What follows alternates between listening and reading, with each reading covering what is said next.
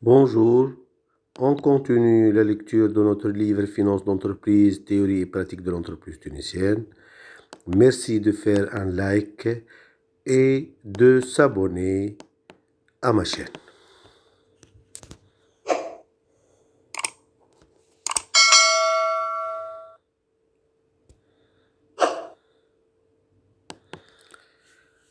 Chapitre 16, les marchés financiers. Parlons finances maintenant.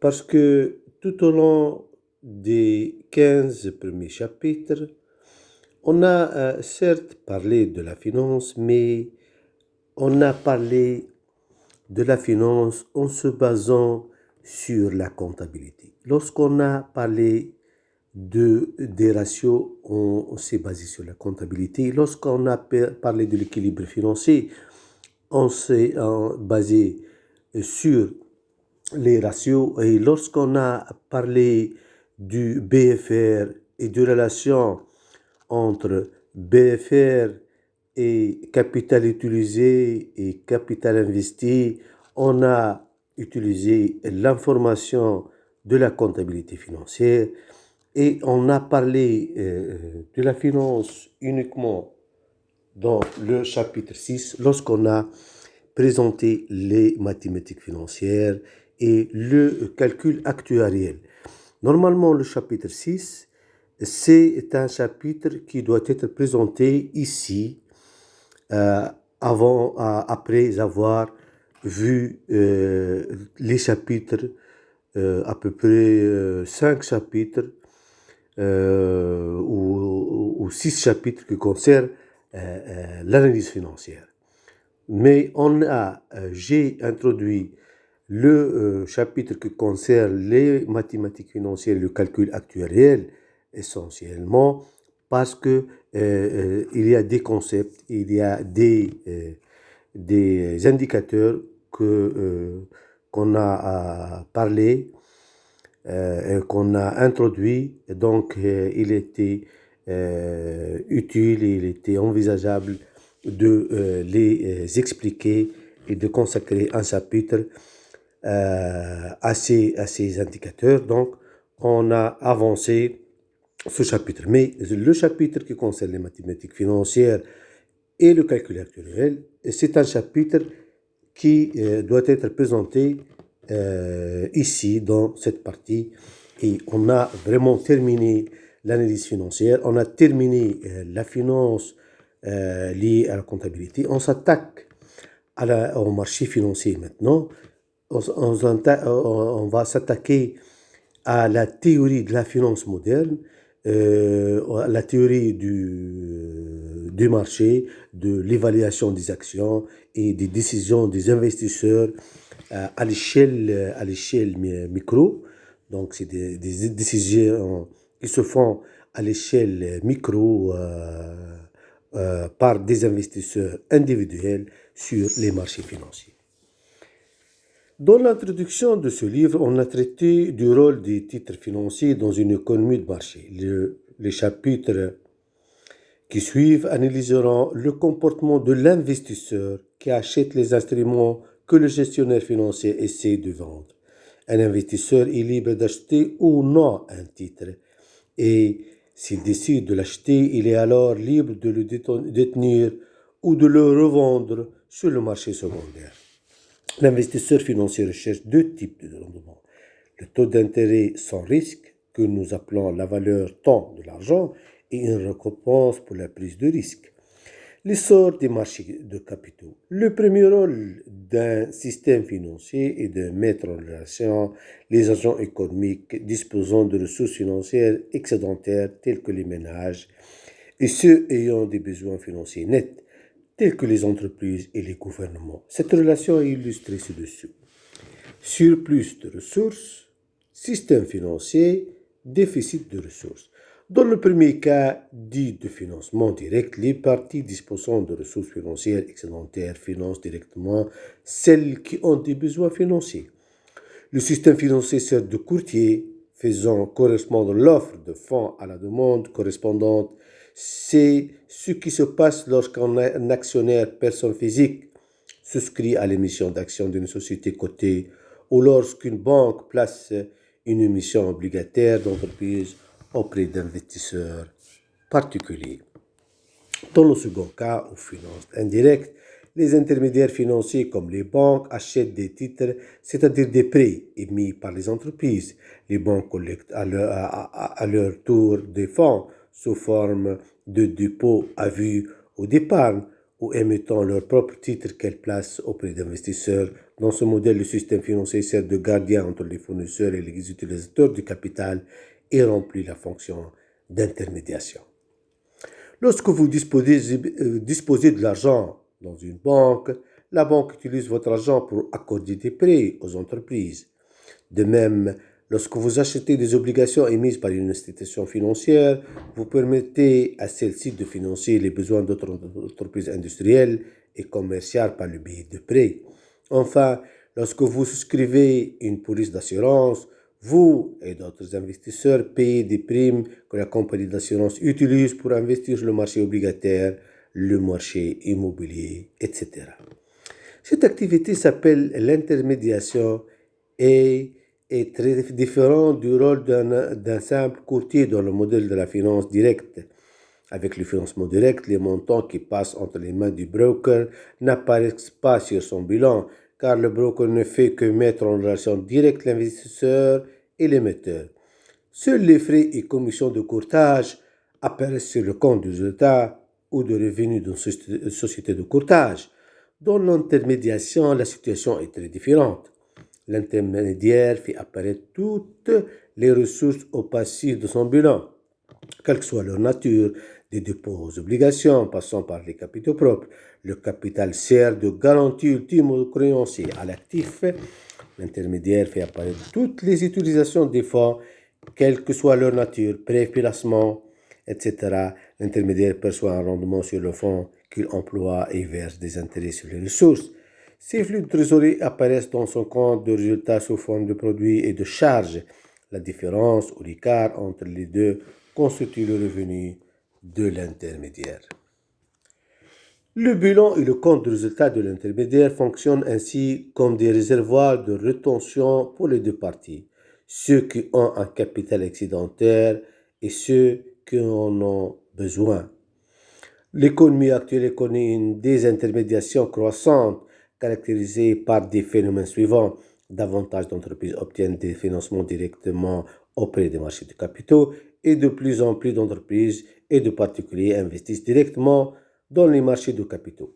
Lorsque les marchés de capitaux sont sous-développés, une économie fonctionne principalement sur le financement de la dette. À l'inverse, lorsque les marchés de capitaux sont suffisamment développés, les entreprises ne sont plus cantonnées à l'endettement et elles peuvent alors choisir d'augmenter leur financement en fonds propres. S'inspirant de l'économiste Jean X, on peut parler d'économie bancaire et d'économie de marché. Dans une économie basée sur les banques, le marché de capitaux est sous-développé et seule une petite partie des besoins de financement des entreprises est satisfaite par l'émission des titres. Par conséquent, le financement bancaire prédomine. Les entreprises empruntent massivement auprès de banques dont les besoins de financement sont principalement couverts par la Banque centrale. La Banque centrale tend à avoir une forte influence sur le niveau d'investissement et par conséquent sur la croissance économique globale.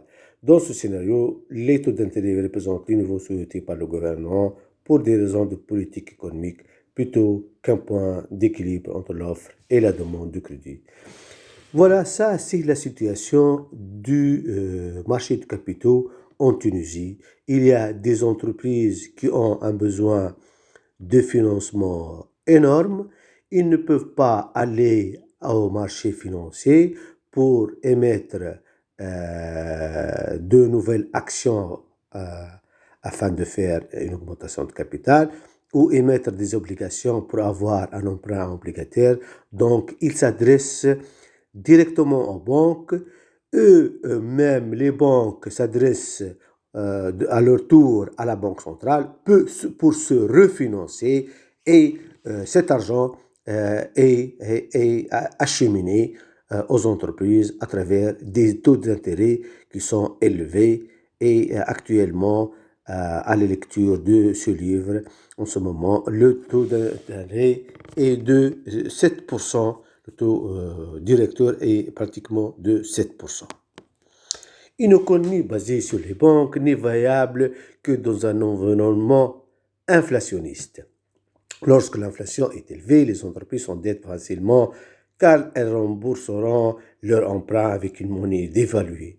Dans l'intervalle, après ajustement pour tenir compte de l'inflation, les entreprises payent des taux d'intérêt réels nuls ou négatifs.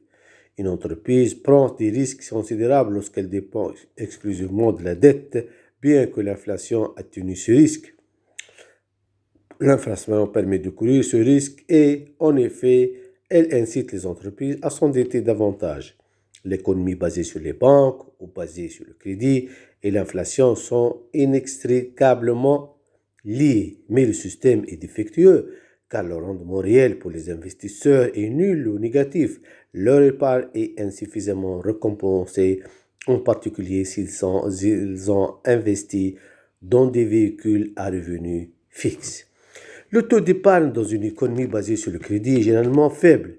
L'épargne qui existe se dirige généralement vers des actifs corporels et immobiliers, achats de maisons, de terrains, répétés offrent une protection contre l'inflation. Dans ce contexte, l'épargne ne va pas vers les besoins des entreprises. Faute d'offres suffisantes, les marchés de capitaux restent donc embryonnaires.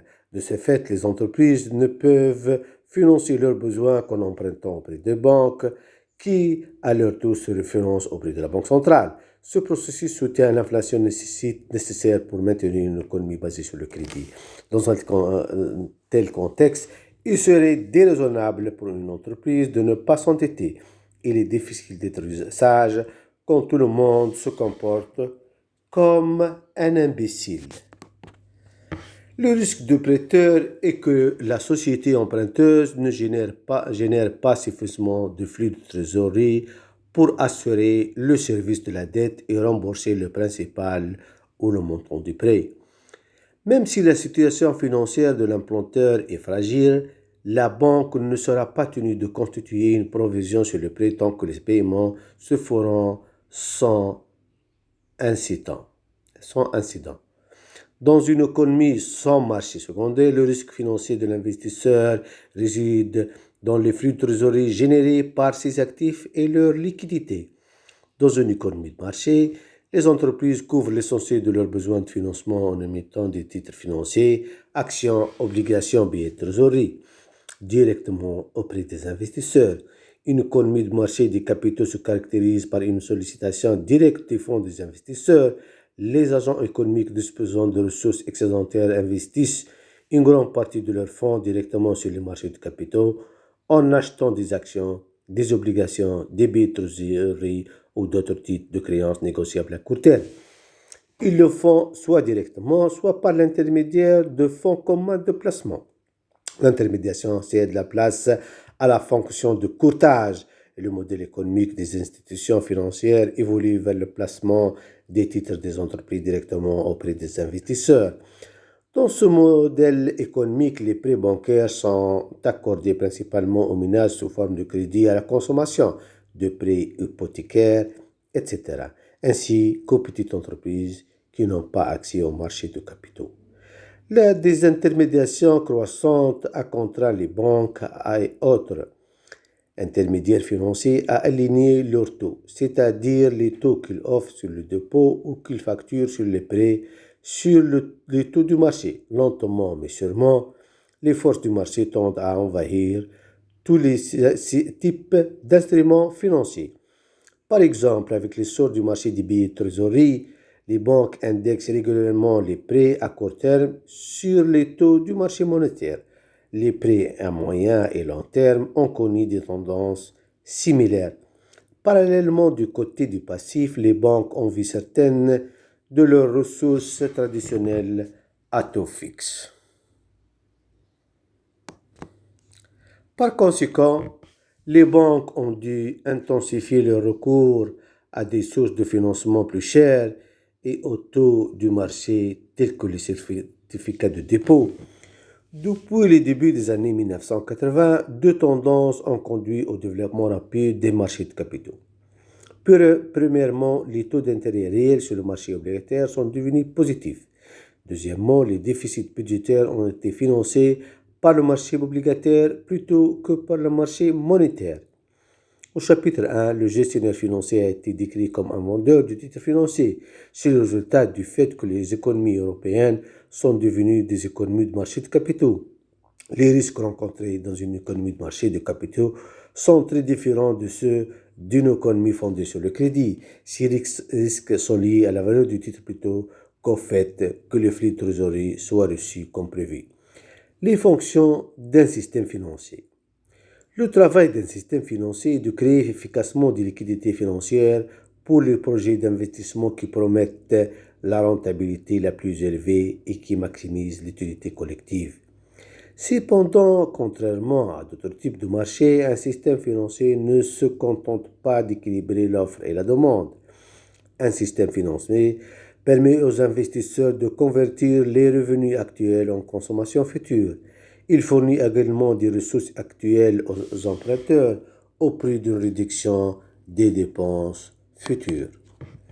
Un système financier fournit des moyens de paiement pour faciliter les transactions. Chèques, cartes de débit et de crédit, virements électroniques, bitcoin, etc. sont autant de moyens de paiement que les particuliers peuvent utiliser pour faciliter l'acquisition de biens et de services. Imaginez si tout ne pouvait être payé qu'avec des billets et des pièces.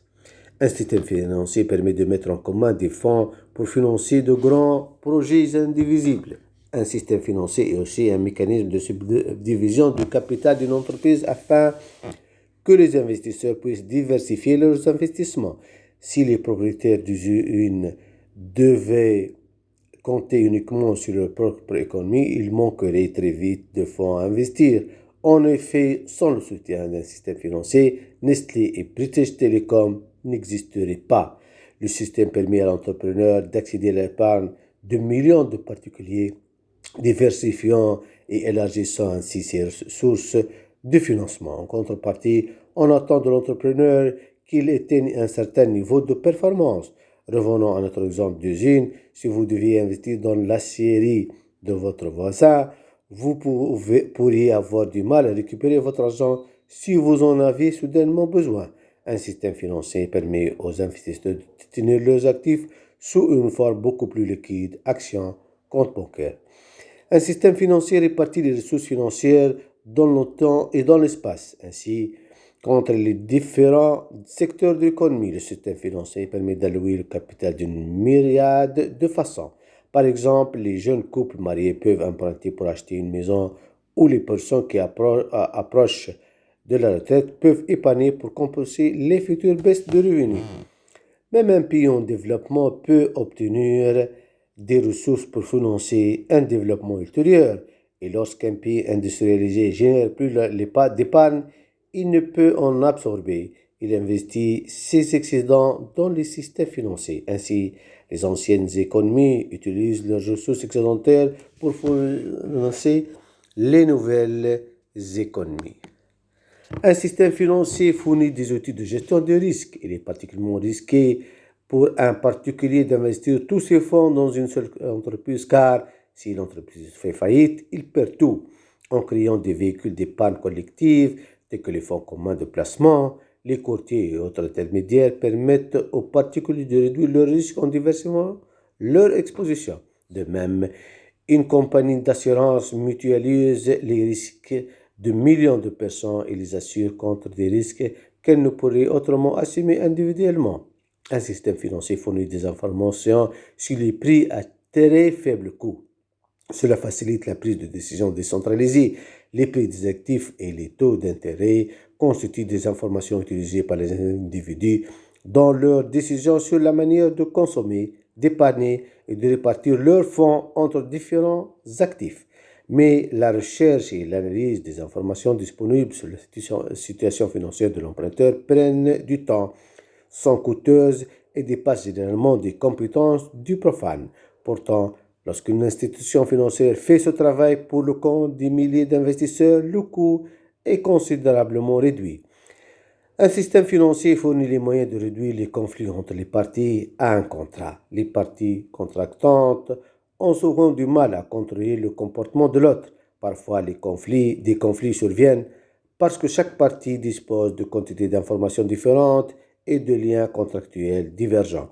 Par exemple, un investisseur donne de l'argent à un gestionnaire de fonds dans l'espoir qu'il générera les fonds dans le meilleur intérêt de l'investisseur et non le sien. Si le gestionnaire de fonds ne respecte pas sa part de marché, le marché perdra confiance en lui. Typiquement, la conséquence d'un tel comportement est qu'il sera remplacé par un manager plus consciencieux.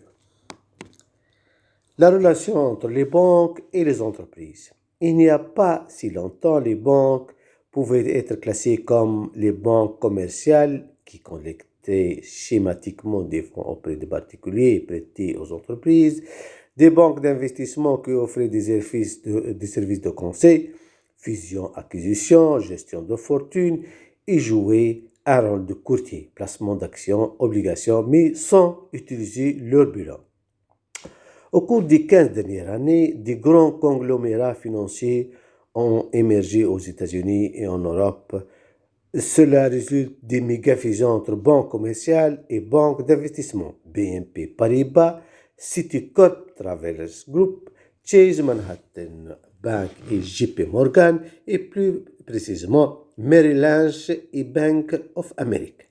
Cette tendance, atténuée par l'évolution de la réglementation, notamment aux États-Unis avec la réforme du Glass-Steagall Act en 1999, montre une volonté des grands groupes bancaires d'adopter le modèle économique de banque universel, aussi appelé one-stop shopping, dans un contexte d'internationalisation et de complexité croissante.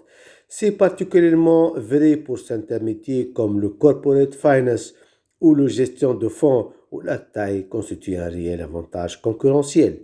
Après la crise financière de 2008, une certaine volonté politique de scinder à nouveau les grands groupes bancaires a émergé, notamment pour séparer les dépôts des activités de marché. Cette idée, pas seulement guidée par la protection des dépôts des ménages, s'est partiellement concrétisée dans des lois États-Unis, France, Royaume-Uni, visant principalement à confiner les opérations spéculatives et à éviter les activités de marché qui ont un impact négatif sur les dépôts.